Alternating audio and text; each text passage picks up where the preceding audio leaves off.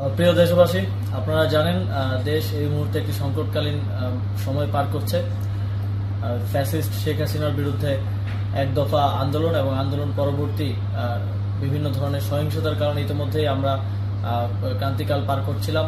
আপনারা জানেন দেশের লক্ষ লক্ষ কোটি টাকা পাচার হয়ে গেছে, লক্ষ লক্ষ কোটি টাকা ঋণের মধ্যে দেশ রয়েছে।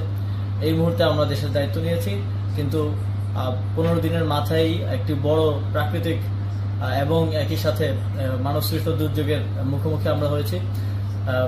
প্রবল বৃষ্টিপাত, ভারতের অববাহিকায় ডম্বুর গেট খুলে দেওয়ার ফলে বাংলাদেশে হঠাৎ ফ্ল্যাশ ফ্লাডের আকারে সেটি ফেনী, কুমিল্লা, নোয়াখালী সহ দেশের প্রায় 10টিরও উপর জেলায় আঘাত হানে।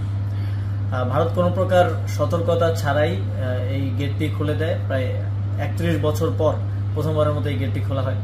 তো আমরা উদ্বেগ প্রকাশ করছি এবং একই সাথে সারা দেশের সকলকে জাতীয় ঐক্য গঠন করে এই সংকট মোকাবেলায় এগিয়ে আসার আহ্বান জানাচ্ছি। ঠিক যেভাবে ফ্যাসিস্ট সরকারের বিরুদ্ধে আমরা জাতীয়ভাবে সবাই ঐক্যবদ্ধ হয়ে লড়াই করেছিলাম, ঠিক একইভাবে দেশের জনগণকে যার যার জায়গা থেকে লজিস্টিক সাপোর্ট দিয়ে এই বন্যার্তদের পাশে দাঁড়ানোর আহ্বান জানাচ্ছি।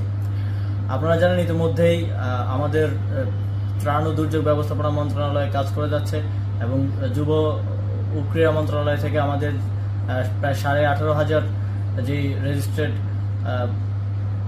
যুব সংগঠন আছে তাদেরকে আমরা নির্দেশনা দিয়েছি তারা যেন বন্যার্তদের পাশে দাঁড়ায়।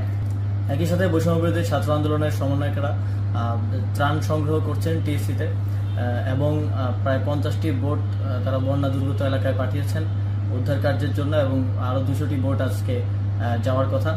তো সার্বিকভাবে সারা দেশের জনগণকে আবার আহ্বান জানাই, যারা ব্যবসায়ী আছেন আপনাদেরকেও আহ্বান জানাই, দেশের এই সংকটকালে আপনারা এগিয়ে আসুন এবং এই পরিস্থিতি মোকাবেলায় সকলে ঐক্যবদ্ধ